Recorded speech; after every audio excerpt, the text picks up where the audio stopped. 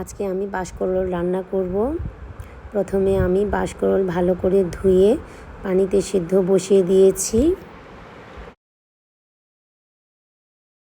সিদ্ধ করা বাঁশকরল আমি ঠান্ডা করে কুচি কুচি করে কেটে নিব। আমি একদম খুব ছোট করে কাটবো না, মিডিয়াম বড় সাইজ রেখে কাটছি। আপনারা তো দেখতে পাচ্ছেন। কড়াইতে তেল গরম হয়ে গেছে, পেঁয়াজ দিয়ে দিচ্ছি। পেঁয়াজ আমি হালকা লাল করে ভেজে নিব।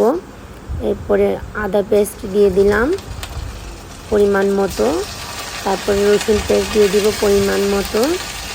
মশলাটা আমি ভালোভাবে কষিয়ে নিব।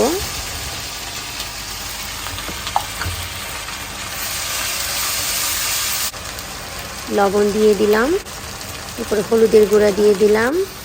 এখন নেড়ে চেড়ে আমি শুকনা মরিচটা দিয়ে দিচ্ছি। শুকনা মরিচটা দিয়ে আমি ভালোভাবে নেড়ে চেড়ে মশলা কষিয়ে নিলাম। মশলা কষানোর পরে আমি চিংড়ি মাছটা দিয়েছি। হয়ে গেছে মশলা কষানো।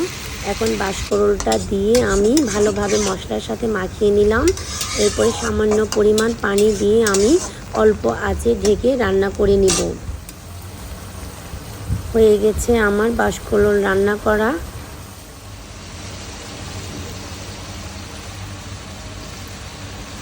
এখন ধনেপাতা কুচি দিয়ে আমি লবণ চেখে নামিয়ে নিব।